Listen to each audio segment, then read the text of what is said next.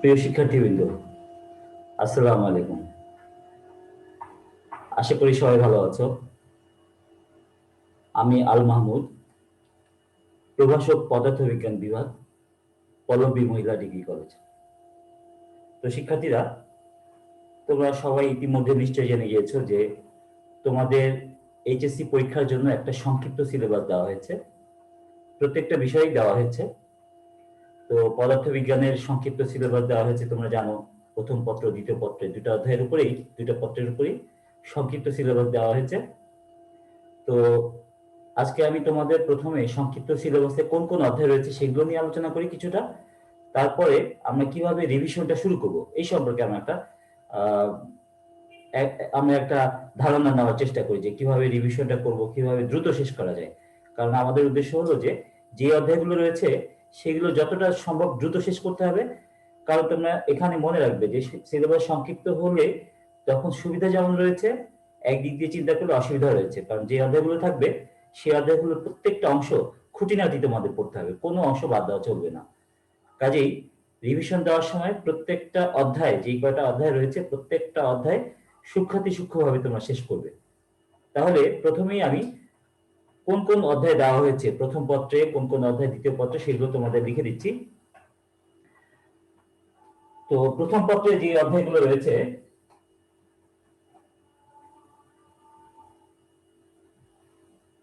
পদার্থবিজ্ঞানের প্রথম পত্র যে অধ্যায়গুলো রয়েছে,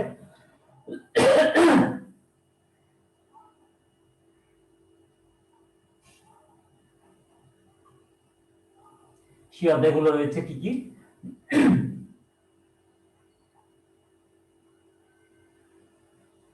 প্রথম অধ্যায়ে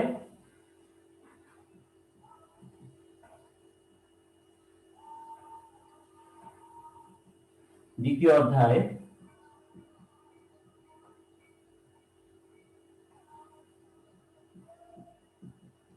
অর্থাৎ ভেক্টর। প্রথম অধ্যায় ভৌত ও পদার্থবিজ্ঞান,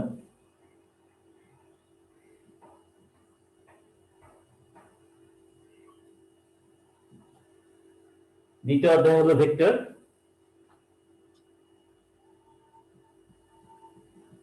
এরপর রয়েছে চতুর্থ অধ্যায়,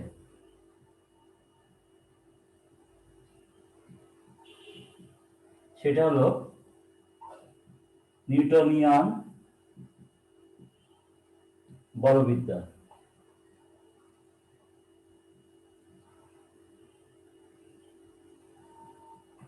এরপর রয়েছে পঞ্চম অধ্যায় রয়েছে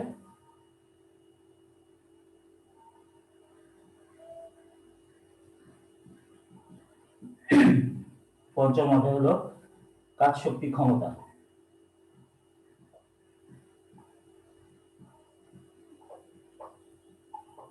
পঞ্চম অধ্যায় হলো কাজ শক্তি ক্ষমতা। এরপর রয়েছে অষ্টম অধ্যায়,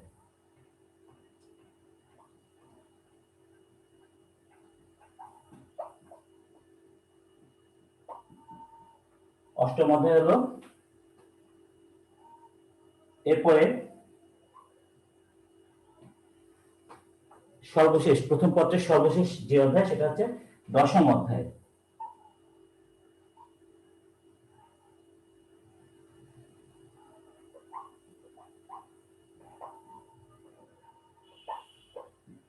আচ্ছা, অষ্টম অধ্যায়ের নাম হলো পর্যাবৃত্ত গতি।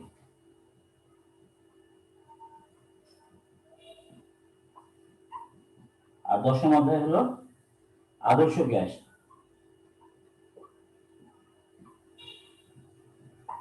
ও গ্যাসের গতিতত্ত্ব। আচ্ছা, তাহলে প্রথম পত্রে এই 6টা অধ্যায় রয়েছে। দেখো কি কি। প্রথম অধ্যায় আছে ভৌত পদার্থবিজ্ঞান। এই অধ্যায়টা আমরা আহ, সবার শেষে আলোচনা করব, কারণ এই অধ্যায়ে খুব সংক্ষিপ্ত কিছু বিষয় দেওয়া হয়েছে। সবকিছু দেওয়া, সবকিছু প্রয়োজন নেই, এখানে খুব সংক্ষিপ্ত কয়েকটা বিষয় নিয়ে পড়তে বলা হয়েছে। দ্বিতীয় অধ্যায়, তারপরে চতুর্থ অধ্যায়, পঞ্চম অধ্যায়, অষ্টম অধ্যায়, দশম অধ্যায়, এই মোট 6টা অধ্যায় রয়েছে প্রথম পত্রে। তো শিক্ষার্থীরা, আমি আগে বলেছি যে আমরা যেহেতু সংক্ষিপ্ত সিলেবাস পেয়ে গিয়েছি, কাজেই আমরা প্রত্যেকটা অধ্যায় খুব ভালোভাবে পড়বো, কোনো অংশ কোনো অধ্যায়ের কোনো অংশই আমরা বাদ দিব না, প্রত্যেকটা অধ্যায় আমরা খুব ভালো করে পড়বো। আচ্ছা, তাহলে আমি প্রথম পত্রের অধ্যায়গুলোর নাম লিখে দিলাম, এবার আমি দ্বিতীয় পত্রের অধ্যায়গুলোর নাম লিখে দিই, তাহলে তোমাদের সুবিধা হবে। আমি তাহলে এগুলো মুছে দিই, মুছে দিয়ে দ্বিতীয় পত্রের যে অধ্যায়গুলো রয়েছে তোমাদের সিলেবাসে সেই অধ্যায়গুলোর নাম লিখে দিচ্ছি, তাহলে তোমাদের সুবিধা হবে।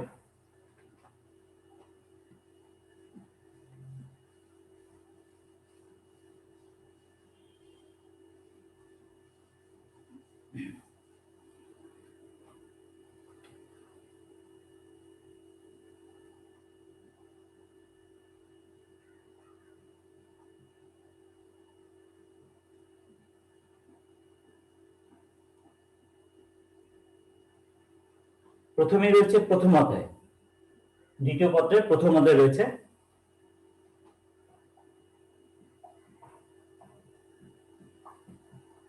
প্রথম অধ্যায়, এরপর রয়েছে তৃতীয় অধ্যায়।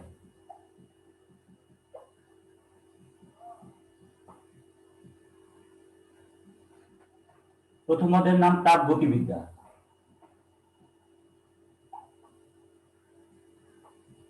প্রথম অধ্যায়ের নাম হচ্ছে তাপ গতিবিদ্যা। এটা রয়েছে তৃতীয় অধ্যায়, এটা হলো চলতরিৎ।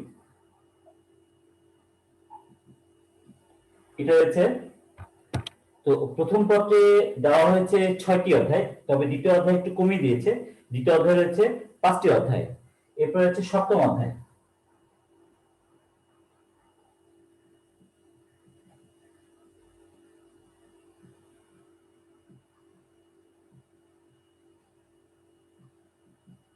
সপ্তম অধ্যায় হলো ভৌত আলোক বিজ্ঞান,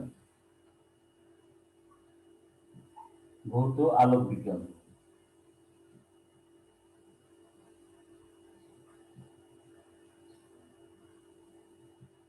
অষ্টম অধ্যায়,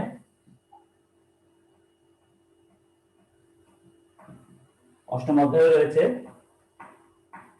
অষ্টম অধ্যায় হলো আধুনিক পদার্থ বিজ্ঞান।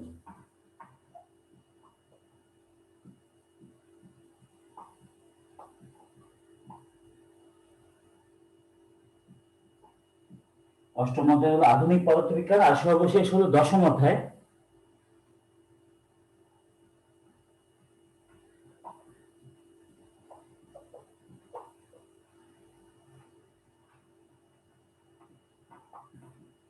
সেটা হলো কি অর্ধপরিবাহী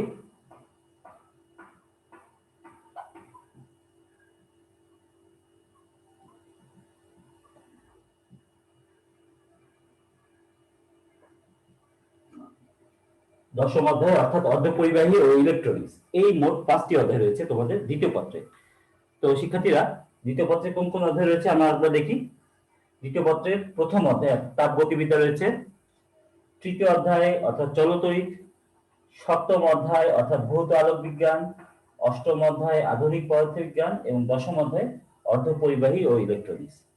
তো দ্বিতীয় পত্রে এই যে 5টা অধ্যায় রয়েছে, আমি আগেও বলেছি যে প্রত্যেকটা অধ্যায়ের খুঁটিনাটি আমরা ভালো করে পড়বো, কারণ এখানে যখন অধ্যায় সংক্ষেপ করে দেওয়া হয় তখন কিন্তু প্রশ্ন যে কোনো জায়গা থেকে দিতে পারে, কাজে আমরা ওইভাবে প্রস্তুতি নেব। তো শিক্ষার্থীরা, আমরা রিভিশন ক্লাসে এই অধ্যায়গুলো মোটামুটি শেষ করে দিয়েছিলাম। তো আবারও যেহেতু সংক্ষিপ্ত সিলেবাস পুনরায় দেওয়া হয়েছে, আবারও আমরা নতুন করে আবার রিভিশন শুরু করব। তো আমি দ্বিতীয় পত্র থেকেই রিভিশন ক্লাস শুরু করতে চাচ্ছি, এবং দ্বিতীয় পত্রের সর্বশেষ যে অধ্যায়, আমি বিপরীত দিক থেকে রিভিশন শুরু করি, কারণ প্রথম দিকের অধ্যায়গুলো আরো বেশি বেশি কয়েকবার রিভিশন দেওয়া হয়েছে, এই জন্য পিছনের দিকের অধ্যায়গুলো দিয়ে আমি শুরু করতে যাচ্ছি। দ্বিতীয় পত্রের সর্বশেষ অধ্যায় অর্থাৎ দশম অধ্যায় অর্ধপরিবাহী ও ইলেকট্রনিক্স, এই অধ্যায় থেকে আমরা রিভিশন ক্লাসটা শুরু করবো আজকে। তাহলে আমরা রিভিশন ক্লাসের অংশ হিসেবে শুরু করতে যাচ্ছি দ্বিতীয় পত্রের দশম অধ্যায় ও অর্থাৎ অর্ধপরিবাহী ও ইলেকট্রনিক্স, এই অধ্যায় দিয়ে আমরা রিভিশন ক্লাস শুরু করব। তো শিক্ষার্থীরা, আমরা তাহলে শুরু করি। তো তোমরা খেয়াল রাখবে যে আমরা একবার দ্বিতীয় পত্রের একটা অধ্যায় শেষ করব, তারপরে প্রথম পত্রের একটা অধ্যায় শেষ করব, এরকম ভাবে পর্যায়ক্রমে পিছনের দিক থেকে সামনের দিকে অগ্রসর হবো।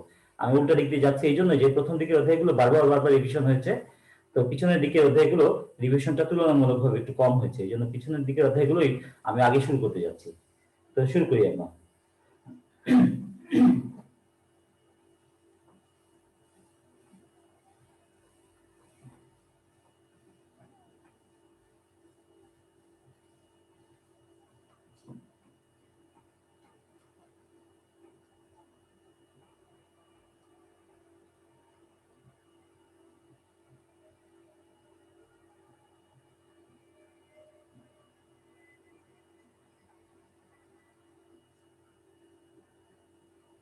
তাহলে আমরা আজকে শুরু করছি পদার্থবিজ্ঞানের দ্বিতীয় পত্রের দশম অধ্যায় অর্থাৎ অর্ধপরিবাহী ও ইলেকট্রনিক্স। এই অধ্যায় রিভিশন শুরু করলাম আমরা।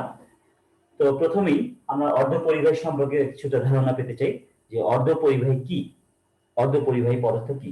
তো নাম শুনেই তোমরা বুঝতে পারছো যে অর্ধপরিবাহী পদার্থ হলো সেগুলোই যাদের বিদ্যুৎ পরিবাহিতা অর্ধেক বা মাঝামাঝি। কিসের মাঝামাঝি? আমরা জানি পরিবাহী পদার্থ, এই পরিবাহী পদার্থগুলো তাদেরকে বলা হয় যাদের ভিতরে খুব সহজে বিদ্যুৎ পরিবাহিত হয়, যাদের বিদ্যুৎ পরিবাহিতা খুব বেশি তাদেরকে বলা হয় পরিবাহী। আর অপরিবাহী কাদেরকে বলা হয়? অপরিবাহী বলা হয় সেসব পদার্থগুলোকে যাদের ভিতর দিয়ে সহজে বিদ্যুৎ পরিবাহিত হয় না, মানে বিদ্যুৎ প্রবাহ একেবারেই চলে না। সহজে বিদ্যুৎ পরিবাহিত হয় না বলে আমরা এভাবে বলতে পারি যে একেবারেই বিদ্যুৎ পরিবাহিত হয় না। তো যেসব পদার্থের ভিতর দিয়ে একেবারেই বিদ্যুৎ পরিবাহিত হয় না তাদেরকে বলা হয় অপরিবাহী। পরিবাহী যাদের সহজে বিদ্যুৎ প্রবাহ চলে, যাদের বিদ্যুৎ পরিবহন করার ক্ষমতা অনেক বেশি, এগুলো হচ্ছে পরিবাহী। এই দুয়ের যে মাঝামাঝি সেগুলোকে বলা হচ্ছে অর্ধপরিবাহী, অর্থাৎ এদের অর্ধেক মাঝামাঝি যে পরিবাহীগুলো, যে পদার্থগুলো তাদেরকে বলা হচ্ছে অর্ধপরিবাহী। তাহলে অর্ধপরিবাহী কাকে বলে এটা সংজ্ঞাটা আমরা কিভাবে বলতে পারি? দেখো, আমরা এভাবে বলতে পারি যে যেসব পদার্থের বিদ্যুৎ পরিবাহিতা পরিবাহকের চেয়ে কম কিন্তু কিন্তু অপরিবাহীর চেয়ে বেশি, পরিবাহকের চেয়ে কম কিন্তু অপরিবাহীর চেয়ে বেশি, তাদেরকে আমরা বলবো কি? অর্ধপরিবাহী। যেসব পদার্থের বিদ্যুৎ পরিবাহিতা পরিবাহীর চেয়ে কম কিন্তু অপরিবাহীর চেয়ে বেশি তাদেরকে আমরা বলবো অর্ধপরিবাহী। তো অর্ধপরিবাহী আমরা দু একটা উদাহরণ বিবেচনা করি।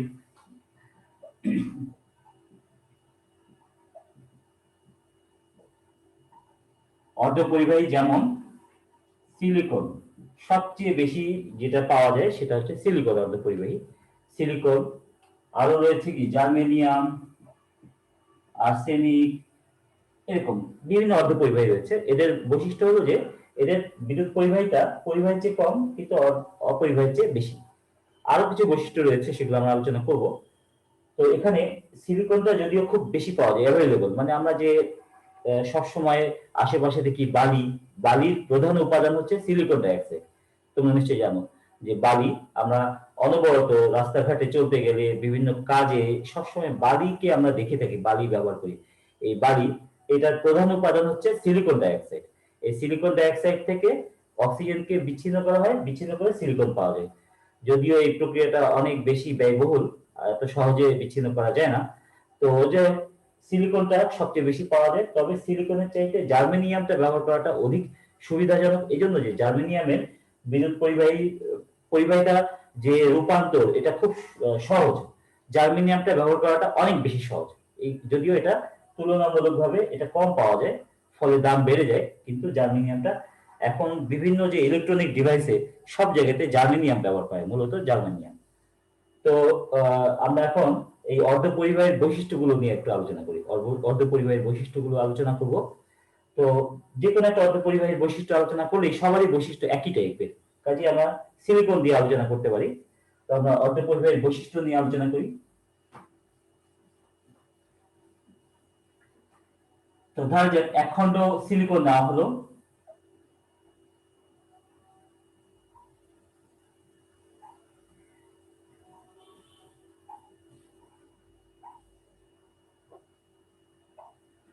আমরা এক খণ্ড সিলিকন দিলাম। তো এক খণ্ড সিলিকনের মধ্যে অসংখ্য অসংখ্য সিলিকনের পরমাণু রয়েছে, অসংখ্য অসংখ্য সিলিকনের পরমাণু রয়েছে। এই পরমাণুগুলো কি হয়ে থাকে? এরকম ত্রিমাত্রিক জালিকার মতো। দেখো এখানে আমরা দ্বিমাত্রিক দেখাচ্ছি, ত্রিমাত্রিক চিত্রটা আসলে আঁকা যায় না। মানে এই বরাবর পরমাণুগুলো রয়েছে, এই বরাবর রয়েছে, আবার এদিকে এদিকে উপরের দিকেও রয়েছে। তাহলে ত্রিমাত্রিক ভাবে এরা অবস্থান করে, ত্রিমাত্রিক জালিকার মতন অবস্থান করে। এবং সিলিকনের ইলেকট্রন বিন্যাসটা আমরা দেখি, তাহলে বুঝতে পারবো। তোমরা জানো সিলিকনের পারমাণবিক সংখ্যা হচ্ছে 14, ইলেকট্রন বিন্যাস হচ্ছে 284। ইলেকট্রন বিন্যাস কি? 284। তাহলে কি দাঁড়াচ্ছে যে সিলিকনের সর্বশেষ স্তরে ইলেকট্রন রয়েছে কয়টা? সর্বশেষ স্তরে ইলেকট্রন রয়েছে 4টা। এখন আমরা যদি এক খণ্ড সিলিকন দিই, এক খণ্ড সিলিকন না হলে তার মধ্যে যে অসংখ্য অসংখ্য সিলিকনের পরমাণু রয়েছে সবারই সর্ববস্তু স্তরে ইলেকট্রন রয়েছে 4টা। তো এই যে আমরা এইখানে একটা সিলিকন পরমাণু বিবেচনা করলাম, মাঝখানে যে কোনো একটা সিলিকন পরমাণুর কথা বিবেচনা করি, তাহলে বুঝতে সুবিধা হবে। এই যে সিলিকন পরমাণু, তার বাইরের শেলে 4টা ইলেকট্রন রয়েছে, ভিতরে তো আরো 2টা শেল রয়েছে, 2, 8। ওগুলো আমাদের এখানে আলোচনার অংশ না। তো সর্ববহিঃস্থ স্তরে যে ইলেকট্রন গুলো রয়েছে 4টি, এই 4টি ইলেকট্রনের একটা ইলেকট্রন দিয়ে সে এই পাশে সিলিকনের সাথে একটা একক সমযোজী বন্ধন তৈরি করে, আরেকটা ইলেকট্রন দিয়ে এই পাশের সিলিকনের সাথে আরেকটা একক সমযোজী বন্ধন তৈরি করে, এই পাশে আরেকটা সিলিকনের সাথে বন্ধন তৈরি করে, এবং এই পাশে আরেকটা সিলিকনের সাথে বন্ধন তৈরি করে। তাহলে এবার খেয়াল করে দেখো, এই যে মাঝখানে একটা সিলিকন পরমাণু বিবেচনা করলাম, এর সর্ববহিঃস্থ স্তরে ইলেকট্রনের 4টা ইলেকট্রন রয়েছে, এই 4টা ইলেকট্রনের 4টাই এখানে বন্ধন তৈরিতে কাজে লেগে গেল। তো আমরা জানি যে যে কোনো পদার্থ বিদ্যুৎ পরিবহন করে মুক্ত ইলেকট্রনের মাধ্যমে, এবং সেই মুক্ত ইলেকট্রন আসে কোথা থেকে? তার সর্ববহিঃস্থ স্তরের ইলেকট্রন থেকে। সর্ববহিঃস্থ স্তরের ইলেকট্রন গুলোর মধ্যে থেকেই মুক্ত ইলেকট্রন পাওয়া যায়। এখন এই পদার্থের, অর্থাৎ এই পরমাণুটার সর্ববহিঃস্থ স্তরের যে 4টা ইলেকট্রন রয়েছে, এই 4টা ইলেকট্রনের 4টাই বন্ধন তৈরিতে, এই অবস্থাতে বন্ধন তৈরিতে অংশগ্রহণ করলো। 4টা ইলেকট্রনের 4টাই বন্ধন তৈরিতে অংশগ্রহণ করলো। তাহলে কি হবে? এর বিদ্যুৎ পরিবহন করার ক্ষমতা থাকবে নাকি থাকবে না? নিশ্চয়ই বুঝতে পারছো যে বিদ্যুৎ পরিবহন করার ক্ষমতা এই অবস্থায় একেবারেই পাওয়া যাবে না, কারণ এর একটাও মুক্ত ইলেকট্রন নাই। মুক্ত ইলেকট্রনের মাধ্যমেই যেহেতু বিদ্যুৎ পরিবহন করে, মুক্ত ইলেকট্রন না থাকলে তো এর বিদ্যুৎ পরিবহন করার ক্ষমতা থাকবে না। ফলে এই অবস্থাতে সিলিকনের কোনো বিদ্যুৎ পরিবহন করার ক্ষমতা নাই। আচ্ছা, তাহলে তাহলে আমরা বললাম যে সিলিকন অর্ধপরিবাহী। কেন বললাম? তাহলে এখানে তোমাদের প্রশ্ন আসতে পারে যে সিলিকনের বিদ্যুৎ পরিবহন করার ক্ষমতা যদি একেবারেই না থাকে, তাহলে আমরা সিলিকনকে কেন অর্ধপরিবাহী বললাম? তো এটাকে তো আমরা অপরিবাহী বলতে পারতাম। তো এখানেই সিলিকনের বৈশিষ্ট্য, এইখানেই অর্ধপরিবাহীগুলোর বিশেষ বৈশিষ্ট্য।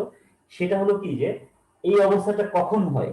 যখন সিলিকন বা অর্ধপরিবাহী খুব নিম্ন তাপমাত্রায়, বা যেটাকে আমরা বলতে পারি যে কক্ষ তাপমাত্রা, তার চেয়েও নিম্ন তাপমাত্রা, মনে করো 0 ডিগ্রি বা তার চেয়েও কম তাপমাত্রায় যখন সিলিকন থাকে, তখন সিলিকনের পরমাণুগুলো এরকম ভাবে বন্ধনে অংশগ্রহণ করে, অর্থাৎ তাদের সর্ববহিঃস্থ স্তরের 4টা ইলেকট্রনকেই তারা বন্ধনে ব্যবহার করে। কখন?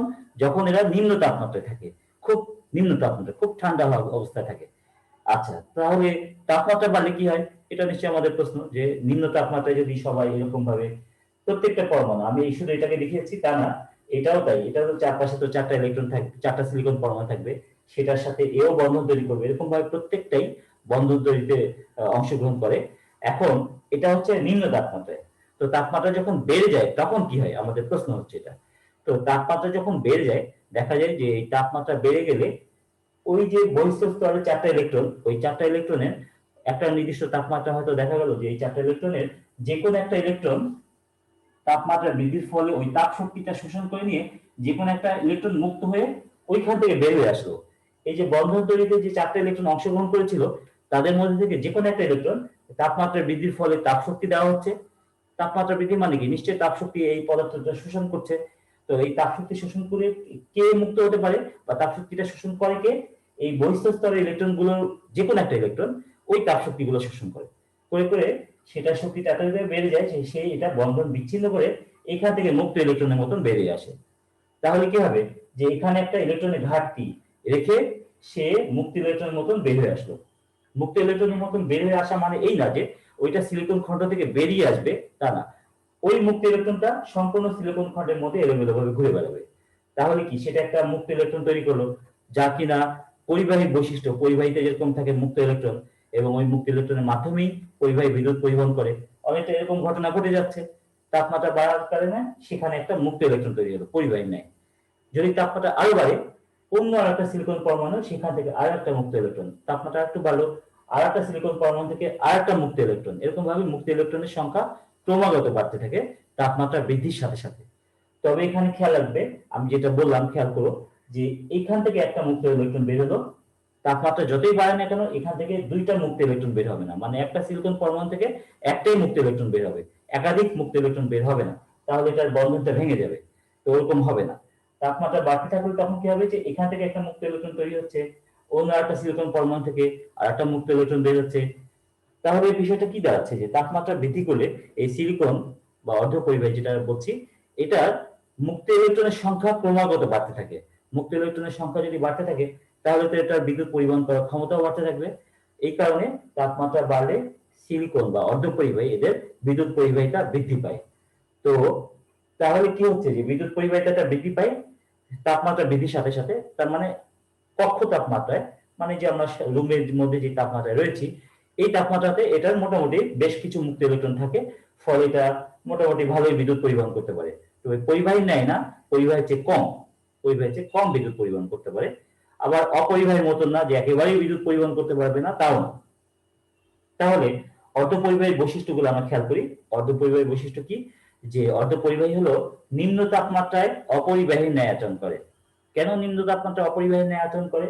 কারণ নিম্ন তাপমাত্রায় এর যে বাইরের স্তরে 4টা ইলেকট্রন রয়েছে, এই 4টা ইলেকট্রনই বন্ধন তৈরিতে অংশগ্রহণ করে। কোনো মুক্ত ইলেকট্রন এটার মধ্যে থাকে না, সবগুলো ইলেকট্রনই বন্ধন তৈরিতে অংশগ্রহণ করে। আর তাপমাত্রা যদি আমরা বাড়াতে থাকি, যেভাবে হোক তাপমাত্রা যদি বেড়ে যায়, তখন এর মুক্ত ইলেকট্রনের সংখ্যা বাড়তে থাকে। এক একটা সিলিকন পরমাণু থেকে একটা করে মুক্ত ইলেকট্রন বের হতে থাকে, ফলে মুক্ত ইলেকট্রনের সংখ্যা বাড়তে থাকে। তাপমাত্রা বৃদ্ধির সাথে সাথে এটার মুক্ত ইলেকট্রনের সংখ্যা বাড়তে থাকে, ফলে তখন তার কি হয়, বিদ্যুৎ পরিবহন করার ক্ষমতা বেড়ে যায়। তাহলে এই জন্যই বলা হচ্ছে কি যে সিলিকন বা অর্ধপরিবাহী হচ্ছে এমন একটা পদার্থ যার তাপমাত্রা বৃদ্ধিতে বিদ্যুৎ পরিবাহিতা বেড়ে যায়। তাহলে এই হচ্ছে অর্ধপরিবাহীর বৈশিষ্ট্য। এখন পরিবাহী কি সেটা আমরা জানলাম, অপরিবাহী কি সেটাও আমরা জানলাম। আর অর্ধপরিবাহী সেটা কি? যে এটার তাপমাত্রা বৃদ্ধিতে এটার বিদ্যুৎ পরিবহন করার ক্ষমতা বেড়ে যায়। তো এটা আবার এরকম যে এটা মানে বৈশিষ্ট্যটা একেবারেই ব্যতিক্রম আমি বলতে পারি, যে সাধারণ যে পরিবাহী বা অপরিবাহী এদের নেয় না। এরা হলো নিম্ন তাপমাত্রায় অপরিবাহী ন্যায় আচরণ করছে, উচ্চ তাপমাত্রায় প্রায় পরিবাহী ন্যায় আচরণ করছে। তাপমাত্রা বৃদ্ধির সাথে সাথে যে পরিবাহিতাটা বেড়ে যায়, কাজে এদের পরিবাহিতা সেটা একেবারেই ব্যতিক্রম। তো আমরা এই বিষয়টাকে এই জন্য আরেকটু ভালো করে বোঝার চেষ্টা করব ভিন্ন নিয়মে। তো ব্যান্ড তত্ত্ব, ব্যান্ড তত্ত্ব বলে একটা বিষয় আছে। এই ব্যান্ড তত্ত্বের আলোকে আমরা এই পরিবাহী, অর্ধপরিবাহী অথবা অন্তরক এগুলো নিয়ে আমরা এগুলো একটু ভালো করে বোঝার চেষ্টা করব।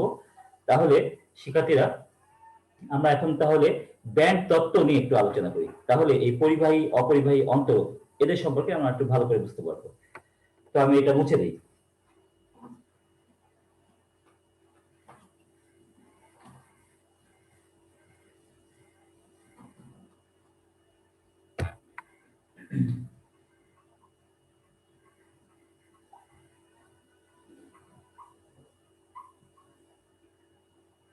ব্যান্ড তত্ত্ব, ব্যান্ড তত্ত্বটা কি সেটা আমরা এখানে দেখি। ব্যান্ড তত্ত্বটা কি?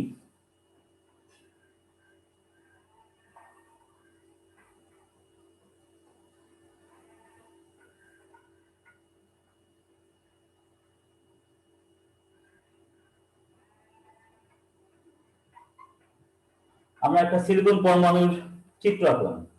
সিলিকন পরমাণু আমরা একটু আগে দেখলাম যে সিলিকনের ইলেকট্রন বিন্যাস কিরকম, 284। অর্থাৎ সিলিকনের সর্বপ্রথম যে শক্তি স্তর সেখানে 2টা ইলেকট্রন থাকে, দ্বিতীয় শক্তি স্তরে ইলেকট্রন থাকে 4টা, এবং সর্বশেষ শক্তি স্তরে ইলেকট্রন থাকে হচ্ছে দ্বিতীয় শক্তি স্তরে 8টা এবং সর্বশেষ শক্তি স্তরে থাকে হচ্ছে 4টা।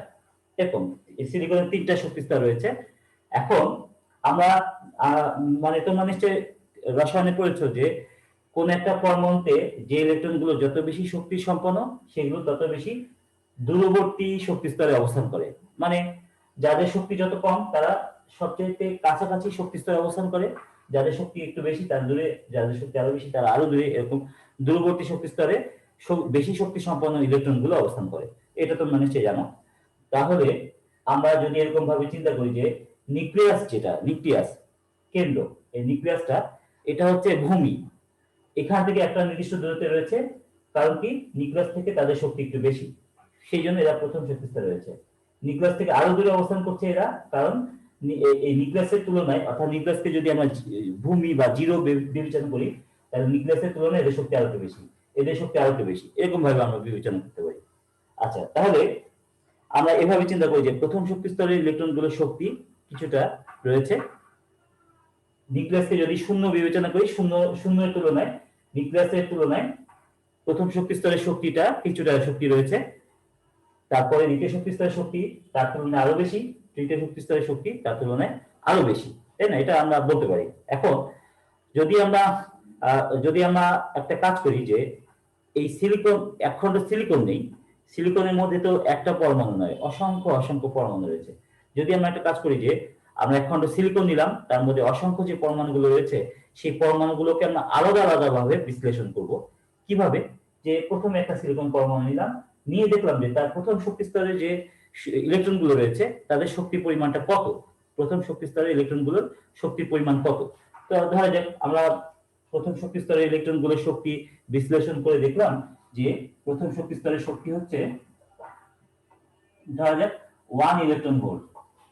শক্তির একক, এই পরমাণুগুলোর বেলাতে আমরা শক্তির একক ইলেকট্রন ভোল্ট এই এককে প্রকাশ করব।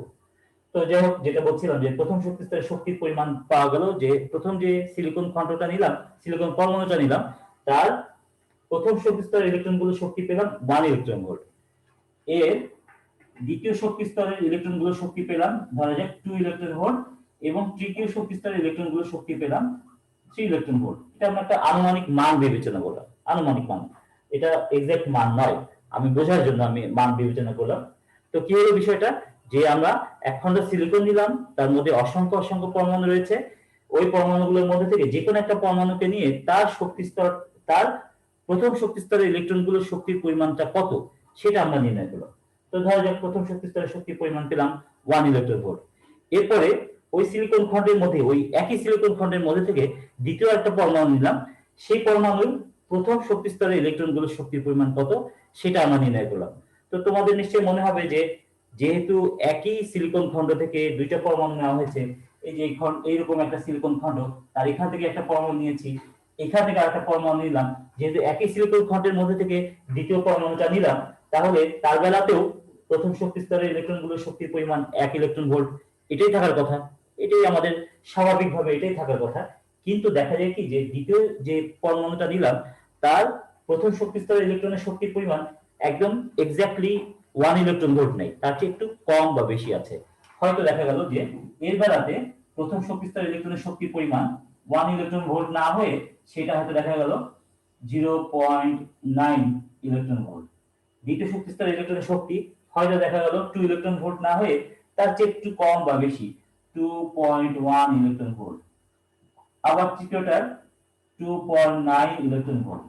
তাহলে দেখো যে একই সিলিকন খণ্ড, তার মানে এর মধ্যে সবগুলো সিলিকন খণ্ডের তাপমাত্রা একই, তা সত্ত্বেও প্রথম যে সিলিকন পরমাণুটা নিলাম তার প্রথম শক্তি স্তরের শক্তির পরিমাণ যা, দ্বিতীয় যে পরমাণুটা নিলাম তার প্রথম শক্তি স্তরের শক্তির পরিমাণ তার চেয়ে একটু কম অথবা একটু বেশি, একটু ভ্যারি করে, একটু ভিন্ন হয়।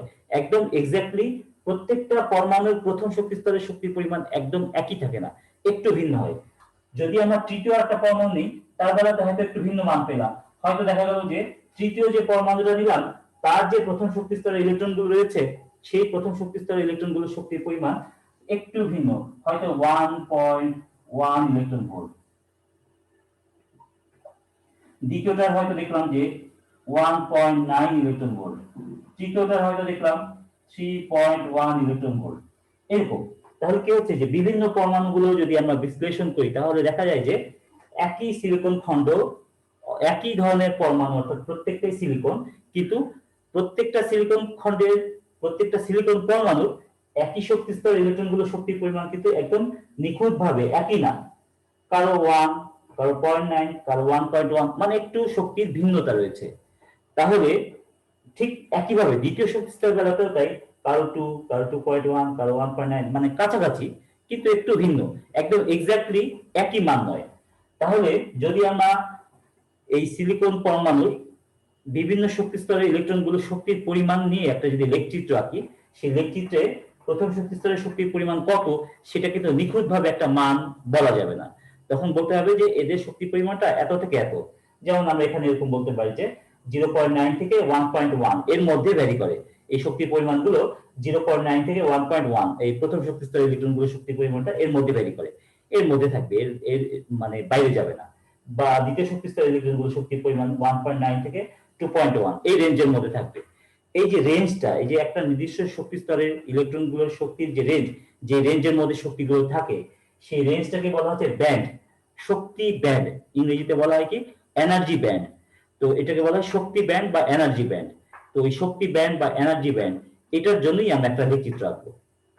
তাহলে এটা আমি শুধু বোঝার জন্য একটা আনুমানিক মান বিবেচনা করে তোমাদেরকে আমি এটা দেখিয়েছি, এটা কিন্তু প্রকৃত মান নয়, তোমরা মনে রাখবে এটা কিন্তু প্রকৃত মান নয়, এটা বোঝার জন্য আমি একটা আনুমানিক ডাটা দেখিয়েছি। তো এটা আমি মুছে দিই, মুছে দিয়ে আমি ব্যান্ড তত্ত্বের জন্য যে চিত্রটা আঁকতে হবে সেই চিত্রটা আঁকি এখন।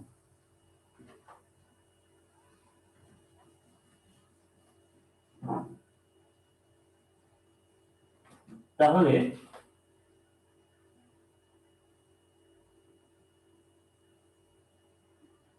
এই নিউক্লিয়াস বরাবর এটাকে আমরা জিরো বিবেচনা করলাম।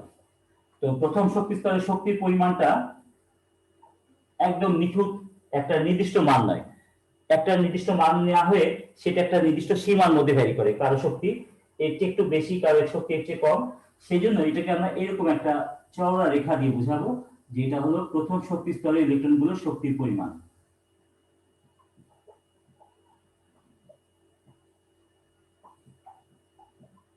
তাহলে এটা কি, প্রথম শক্তি স্তরের ইলেকট্রনগুলোর শক্তিটা এই রেঞ্জের মধ্যে ভ্যারি করে, এটাকে বলা হবে কি প্রথম শক্তি স্তরের শক্তি ব্যান্ড। প্রথম শক্তি স্তর তার শক্তি ব্যান্ড হচ্ছে এটা, এনার্জি ব্যান্ড। প্রথম শক্তি স্তরের শক্তি ব্যান্ড, এটা হলো প্রথম শক্তি স্তরের শক্তি ব্যান্ড। ঠিক অনুরূপভাবে দ্বিতীয় শক্তি স্তরের শক্তিটা ধরা যাক এটুকু সীমার মধ্যে ভ্যারি করে।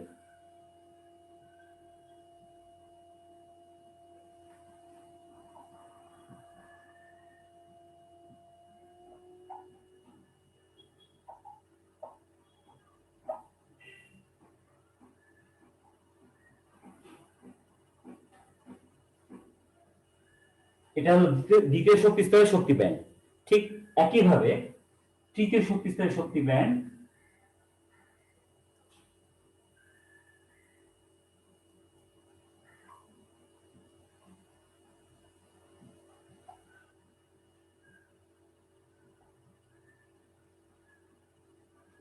এটা হলো তৃতীয় শক্তি স্তরের শক্তি ব্যান্ড। তাহলে ব্যান্ড, শক্তি ব্যান্ড বিষয়টা দেখো বুঝতে পেরেছি কিনা। আমরা এখানে একটা উদাহরণের মাধ্যমে বুঝলাম যে যে কোনো একটা পদার্থের একই শক্তি স্তরের ইলেকট্রনগুলো একই পদার্থ কিন্তু ভিন্ন ভিন্ন পরমাণু। একটা পদার্থ তার মধ্যে প্রথম পরমাণু, দ্বিতীয় পরমাণু, এরকম ভিন্ন ভিন্ন পরমাণু নিয়ে একই শক্তি স্তর, হয়তো প্রত্যেকটাই প্রথম শক্তি স্তরের শক্তি নিয়ে আমরা এখন বিশ্লেষণ করলাম, করে দেখলাম যে সবগুলো শক্তি একদম নিখুঁত ভাবে একই পরিমাণ থাকে না, কারো শক্তি একটা নির্দিষ্ট মানের চাইতে সামান্য একটু বেশি হয় বা সামান্য একটু কম হয়, একটা নির্দিষ্ট সীমার মধ্যে এটা ভ্যারি করে। ওই যে শক্তির সীমাটা, ওই শক্তির সীমাটা হচ্ছে ওই শক্তি স্তরের জন্য শক্তি ব্যান্ড। যেমন প্রথম শক্তি স্তরের শক্তি ব্যান্ড হচ্ছে এতটুকু, এটা ঠিক একইভাবে দ্বিতীয় শক্তি স্তরের জন্য শক্তি ব্যান্ড হচ্ছে এতটুকু, তৃতীয় শক্তি স্তরের জন্য শক্তি ব্যান্ড হচ্ছে এতটুকু। এটা হচ্ছে শক্তি ব্যান্ড বা এনার্জি ব্যান্ড। তাহলে পরমাণুর শক্তি, ইলেকট্রনগুলো শক্তি ব্যান্ড বা এনার্জি ব্যান্ড, সেই বিষয়টা কি সেটা আমরা এখানে জানলাম। এটা নিশ্চয়ই তোমরা বুঝতে পেরেছো। এখন এখানে আমরা আরো দু একটা বিষয় আলোচনা করি। এই যে যেমন সিলিকনের বেলায় বললাম যে সিলিকনের তো তিনটা শক্তি স্তর রয়েছে, তো সর্বশেষ শক্তি স্তরকে বলা হয় কি যোজন ব্যান্ড। কেন যোজন ব্যান্ড বলা হয়, তোমরা রসায়ন করেছো যেহেতু তোমরা নিশ্চয়ই জানো যে সর্বশেষ স্তরের ইলেকট্রন গুলোই কোন একটা পরমাণুর যোজনী নির্ধারণে ভূমিকা রাখে, এই জন্য সর্বশেষ স্তরের ইলেকট্রন গুলোকে বলা হয় যোজনী ইলেকট্রন। এই জন্য তাদের যে শক্তি ব্যান্ড সেটাকে বলা হবে কি যোজন ব্যান্ড। সর্বশেষ স্তরের ইলেকট্রন গুলোর যে শক্তি ব্যান্ড সেটাকে বলা হবে যোজন ব্যান্ড। সেই জন্য তৃতীয় শক্তি স্তর, যেমন এখানে সিলিকনের সর্বশেষ শক্তি স্তর হচ্ছে তৃতীয় শক্তি স্তর, এই শক্তি ব্যান্ডটাকে আমরা বলবো যোজন ব্যান্ড, যোজন ব্যান্ডও বলতে পারি। আচ্ছা, আর আরেকটা বিষয় রয়েছে সেটা হলো পরিবহন ব্যান্ড। পরিবহন ব্যান্ড কোনটা, যখন এই শক্তি স্তরের ইলেকট্রন গুলো বের হয়ে বিদ্যুৎ পরিবহনে ভূমিকা রাখবে, মানে এই শক্তি স্তরের ইলেকট্রন গুলোর শক্তি যা রয়েছে, এই ইলেকট্রন গুলোর শক্তি যদি আরো একটু বেড়ে যায় তখন কি হবে, তারা এই যে নিউক্লিয়াস আছে, নিউক্লিয়াস থেকে এরা মুক্ত হয়ে বেরিয়ে আসবে, নিউক্লিয়াস আছে যে নিউক্লিয়াস থেকে বেরিয়ে আসবে, বেরিয়ে এসে তখন তারা বিদ্যুৎ পরিবহনে ভূমিকা রাখবে। তার মানে কি, তখন তারা আরো একটু বেশি শক্তি প্রাপ্ত হবে, অর্থাৎ তাদের শক্তির পরিমাণটা হবে এই যোজন ব্যান্ডের চাইতে আরো একটু বেশি। তো তখন তাদেরকে বলা হবে কি পরিবহন ব্যান্ড। সর্বশেষ স্তরে ইলেকট্রনের যে শক্তি ব্যান্ড সেটা হচ্ছে কি যোজন ব্যান্ড। আর যখন সর্বশেষ স্তরে ইলেকট্রন গুলো মুক্ত হয়ে বেরিয়ে আসবে, বিদ্যুৎ পরিবহনে ভূমিকা রাখবে, তখন তাদের যে শক্তি ব্যান্ড সেটাকে বলা হবে কি পরিবহন ব্যান্ড। তাদেরকে বলা হবে কি পরিবহন ব্যান্ড। এই ক্ষেত্রে যখন সিলিকন থেকে ইলেকট্রন গুলো যখন মুক্ত হয়ে বেরিয়ে আসে, কখন বেরিয়ে আসে, যখন তারা আরেকটু পরিমাণ ওই সর্বশেষ স্তরের ইলেকট্রন গুলো যখন আরেকটু সামান্য পরিমাণে শক্তি বেশি পায়, তখন তারা ওই যোজন ব্যান্ড থেকে বেরিয়ে এসে মুক্ত ইলেকট্রন রূপে এলোমেলো ভাবে চলাচল করে, তখন তাদের যে শক্তি ব্যান্ড সেটাকে আমরা বলবো কি পরিবহন ব্যান্ড, তখন তাদেরকে আমরা পরিবহন ব্যান্ড বলবো। তো এই মোটামুটি শক্তি ব্যান্ড সম্পর্কে আমরা আলোচনা করলাম। এখন এই শক্তি ব্যান্ডের আলোকে আমরা পরিবাহক, অর্ধ পরিবাহক এবং অন্তরক এইগুলো সম্পর্কে আমরা আলোচনা করব। তো আমি এখন এই চিত্রটা মুছে দিয়ে পরিবাহক, অর্ধ পরিবাহক, অন্তরক এগুলো কিভাবে এই শক্তি ব্যান্ডের আলোকে বোঝা যায় সেটা তোমাদেরকে দেখাবো। আমি পাশাপাশি 3টা চিত্রের মাধ্যমে দেখাবো। তো আশা করছি তোমরা এই চিত্রগুলো তুলে নিয়েছো। আমি এগুলো মুছে দেবো।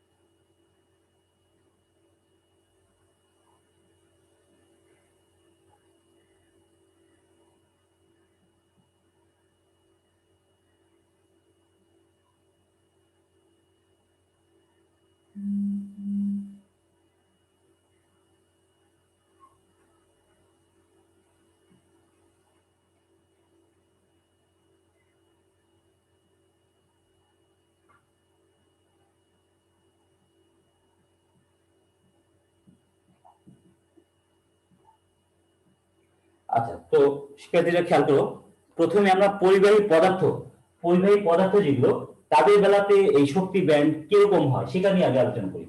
তো আমি সম্পূর্ণ চিত্রটা এখন আঁকি নেই, বোঝার জন্য আমি আংশিক বাকি রেখেছি। তো ধরা যাক এটা প্রথম শক্তি স্তরের শক্তি ব্যান্ড, দ্বিতীয় শক্তি স্তরের, তৃতীয় শক্তি, এরকম যতগুলো শক্তি স্তর রয়েছে এগুলো মাঝখানে আলো থাকতে পারে। এখানে আমি সর্বশেষ শক্তি স্তরের শক্তি ব্যান্ড যেটা এটা আঁকলাম। তাহলে সর্বশেষ শক্তি স্তরের শক্তি ব্যান্ড যেটা, সেটাকে আমরা কি বলি? যোজন ব্যান্ড বলি। তাহলে এটা হচ্ছে যোজন ব্যান্ড।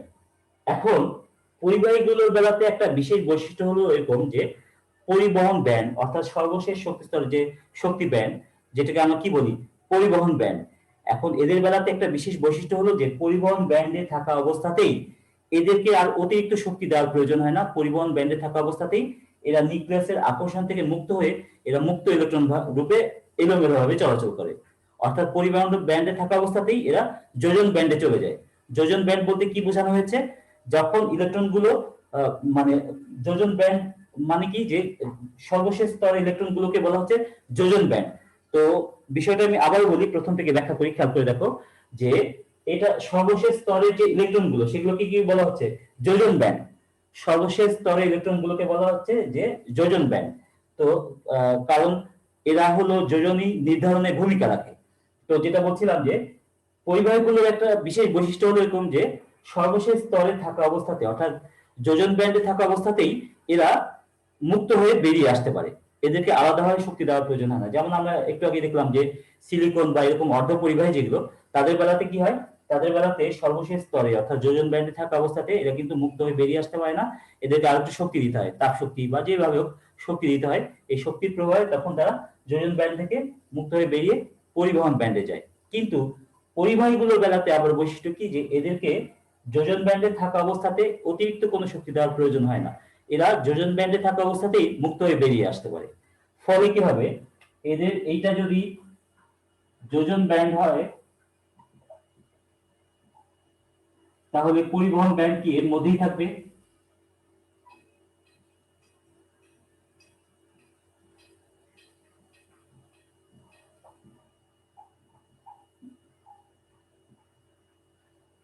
তো বিষয়টা খেয়াল করো, যেটা বললাম চিত্রে আমি দেখাচ্ছি যে যোজন ব্যান্ডে থাকা অবস্থাতেই পরিবাহীর বেলাতে যোজন ব্যান্ডে থাকা অবস্থাতেই ইলেকট্রন গুলো মুক্ত হয়ে এই নিউক্লিয়াসের আকর্ষণ থেকে মুক্ত হয়ে বেরিয়ে আসে। অর্থাৎ এরা যোজন ব্যান্ডে থাকা অবস্থাতেই পরিবহন ব্যান্ডে চলে যেতে পারে। আলাদা পরিমাণে আলাদা শক্তির এদের কোনো প্রয়োজন নেই। ওই শক্তি নিয়েই যোজন ব্যান্ডে থাকা অবস্থায় তাদের যে শক্তি রয়েছে ওই শক্তি নিয়েই এরা নিউক্লিয়াসের আকর্ষণ থেকে মুক্ত হয়ে পরিবহন ব্যান্ডে চলে যায়, অর্থাৎ মুক্ত হয়ে বেরিয়ে আসে। অর্থাৎ তারা পরিবহন ব্যান্ডে চলে যায়, বিদ্যুৎ পরিবহনে তারা ভূমিকা রাখে। ফলে কি হয়? এই ক্ষেত্রে যোজন ব্যান্ড আর পরিবহন ব্যান্ড দুইটা একই সাথে অবস্থান করে, অর্থাৎ এটার জন্য আলাদা কোনো শক্তি স্তর নাই। সেটা আলাদা করে বোঝার জন্য আমরা এরকম ভাবে একটার সাথে একটা ক্রস করে দেখিয়েছি। মানে যোজন ব্যান্ডে থাকা অবস্থাতেই এরা পরিবহন ব্যান্ডে চলে যায়, অর্থাৎ এই পরিবাহী বেলাতে যোজন ব্যান্ড আর পরিবহন ব্যান্ড আসলে একই, এদের মধ্যে কোনো শক্তির পার্থক্য নাই যে এই যোজন ব্যান্ড থেকে পরিবহন ব্যান্ডে যেতে গেলে ইলেকট্রন গুলোকে আলাদা আরো শক্তি দিতে হবে, এরকম কিন্তু কিছু না। যোজন ব্যান্ডে থাকা অবস্থাতেই এরা পরিবহন ব্যান্ডে চলে যেতে পারে। এই জন্য যোজন ব্যান্ড আর পরিবহন ব্যান্ড এখানে একটা আরেকটার সাথে ওভারল্যাপ করে, মানে একটা আরেকটাকে ছেদ করে। সেই জন্য এই ক্ষেত্রে পরিবাহী বেলাতে তারা যে কোনো তাপমাত্রাতে এরা বিদ্যুৎ পরিবহন করতে পারে, কারণ পরিবহন ব্যান্ডে থাকা অবস্থাতে এরা এমনিতেই মুক্ত হয়ে বেরিয়ে আসে, এদেরকে আর আলাদা শক্তি দেওয়ার প্রয়োজন নেই। মানে যার কারণে তাপ শক্তি দিব, যে আর তাপ শক্তি দিব তাহলে তারা মুক্ত হয়ে বেরিয়ে আসবে, বিদ্যুৎ পরিবহন করবে, এরকম না। কিন্তু যে কোনো তাপমাত্রাতে থাকলেই এরা বিদ্যুৎ পরিবহন করতে পারে। সেই জন্য পরিবাহীর এটা একটা বিশেষ বৈশিষ্ট্য যে এরা যোজন ব্যান্ডে থাকা অবস্থাতেই পরিবহন ব্যান্ডে চলে যেতে পারে, এদেরকে আলাদা করে শক্তি দেওয়ার প্রয়োজন হয় না। এই হচ্ছে পরিবাহীর বেলাতে। তাহলে আহ অন্তর অপরিবাহীর বেলাতে কি হয়, অপরিবাহী বা অন্তর যাদেরকে বলা হয় তাদের বেলাতে কি হয় সেটা আমরা দেখি।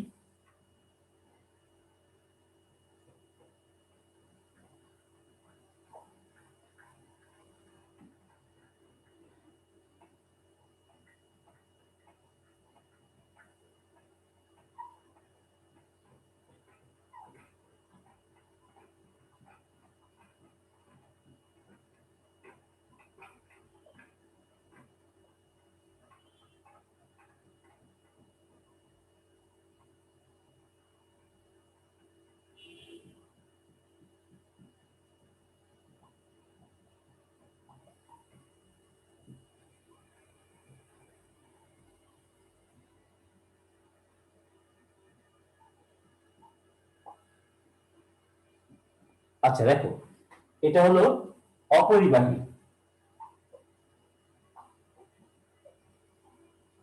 অপরিবাহী, তো অপরিবাহীর বেলাতে কি হয় দেখো, অপরিবাহীর বেলাতে এটা হলো তাদের প্রথম শক্তি স্তর, এরকম আরো মাঝখানে আরো বিভিন্ন শক্তি স্তর রয়েছে, আমি সবগুলো দেখাই নাই।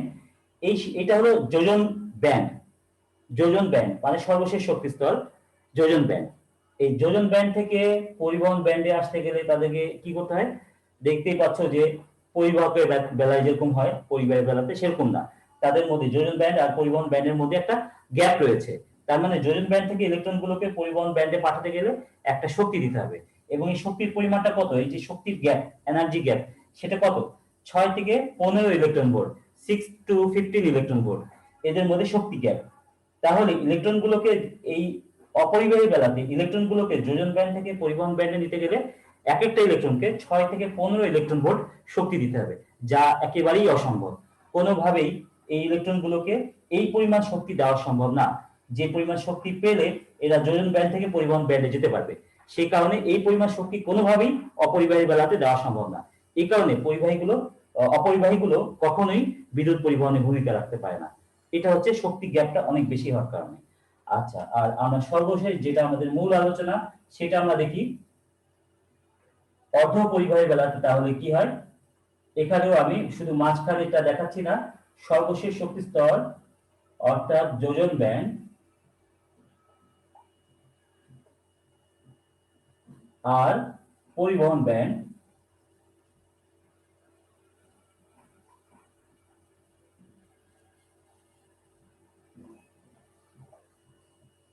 এটা দেখাচ্ছি।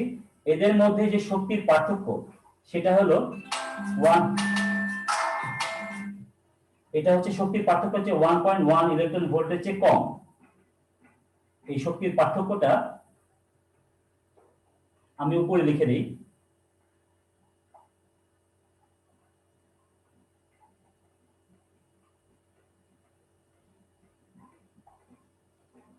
তো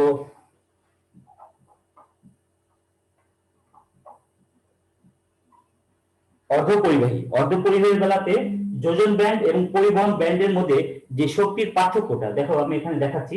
তো এই শক্তির ব্যান্ড, যোজন ব্যান্ড আর পরিবহন ব্যান্ডের মধ্যে যে শক্তির পার্থক্য সেটা হচ্ছে 1.1 ইলেকট্রন ভোল্টের চেয়ে কম। 1.1 ইলেকট্রন ভোল্টের চেয়ে কম। এই পরিমাণ শক্তি খুব সহজেই একটা ইলেকট্রনকে দেওয়া সম্ভব। আমরা যখন তাপমাত্রা বাড়াই, যখন তাপমাত্রা বেড়ে যাচ্ছে উত্তপ্ত হচ্ছে, তখন এই ইলেকট্রনগুলো সহজেই এই পরিমাণ শক্তি অর্জন করে যোজন ব্যান্ড থেকে পরিবহন ব্যান্ডে চলে আসতে পারে। এই শক্তির পার্থক্যটা খুব কম। ফলে এই পদার্থগুলোর যে যোজন ব্যান্ডের ইলেকট্রনগুলো, সেই ইলেকট্রনগুলো খুব সহজেই যোজন ব্যান্ড থেকে পরিবহন ব্যান্ডে চলে আসে, ফলে এরা বিদ্যুৎ পরিবহন করতে মানে সক্ষম হয়। এই কারণে অর্ধপরিবাহীগুলো বিদ্যুৎ পরিবহন করতে পারে। তাহলে খেয়াল করে রাখো, প্রথম থেকে আমরা আবার একটা সংক্ষিপ্ত আলোচনা করি। পরিবাহীগুলোতে বেলাতে যোজন ব্যান্ডে থাকা অবস্থাতেই ইলেকট্রনগুলো পরিবহন ব্যান্ডে চলে যায় পরিবাহী বেলাতে। সেই কারণে এদেরকে আলাদা কোনো শক্তি দেওয়ার প্রয়োজন হয় না। এরা যোজন ব্যান্ডে থাকা অবস্থাতেই যে কোনো তাপমাত্রাতেই পরিবহন ব্যান্ডে অর্থাৎ মুক্ত ইলেকট্রন রূপে এরা চলাচল করতে পারে, বিদ্যুৎ পরিবহন করতে পারে। অপরিবাহী বেলাতে যোজন ব্যান্ড আর পরিবহন ব্যান্ডের মধ্যে শক্তি পার্থক্য অনেক বেশি, 6 থেকে 15 ইলেকট্রন ভোল্ট, যা অত্যন্ত বেশি। কোন একটা ইলেকট্রনকে এই পরিমাণ শক্তি দিয়ে যোজন ব্যান্ড থেকে পরিবহন ব্যান্ডে আনা সম্ভব নয়। সেই কারণে অপরিবাহীগুলো কখনো বিদ্যুৎ পরিবহন করে না। আর অর্ধপরিবাহী বেলাতে যোজন ব্যান্ড এবং পরিবহন ব্যান্ডের মধ্যে শক্তির পার্থক্য খুব কম, 1.1 ইলেকট্রন ভোল্টের চেয়ে কম। ফলে এই পদার্থগুলোর ইলেকট্রনগুলোকে সহজে এই পরিমাণ শক্তি দিয়ে যোজন ব্যান্ড থেকে পরিবহন ব্যান্ডে পাঠানো সম্ভব। ফলে এরা সহজে বিদ্যুৎ পরিবহন করতে পারে। এই হচ্ছে অর্ধপরিবাহীর একটা বিশেষ বৈশিষ্ট্য। তো শিক্ষার্থীরা, পরিবাহী, অর্ধপরিবাহী, অন্তরক, এদেরকে আমরা কিভাবে পৃথক করতে পারি আমি দুইটা পদ্ধতিতেই বললাম। তো মানে ইলেকট্রন বিন্যাসের আলোকে বললাম, আবার ব্যান্ড তত্ত্বের আলোকে বললাম। এই দুইটা বিষয় কিন্তু ইম্পর্টেন্ট। আমি আবারও বলছি যে যেহেতু এখন সংক্ষিপ্ত সিলেবাস, কাজে তোমাদের এখানে কোন অংশ বাদ দেওয়া চলবে না, প্রত্যেকটা অংশই ভালো করে পড়বে। তো পরবর্তী ক্লাসে আশা করি তোমরা অংশগ্রহণ করবে। তো আজকে আমি যেটুকু পড়িয়েছি আশা করি তোমরা বুঝতে পেরেছো। তো আমাদের ক্লাস আজকে এখানে শেষ হচ্ছে। তোমরা নিশ্চয়ই পরবর্তী ক্লাসে অংশগ্রহণ করবে এবং অবশ্যই বাসায় অনুশীলন করবে। তো শিক্ষার্থীরা সবাই ভালো থেকো। আমাদের ক্লাস আজকে এখানেই শেষ হচ্ছে। আসসালামু আলাইকুম।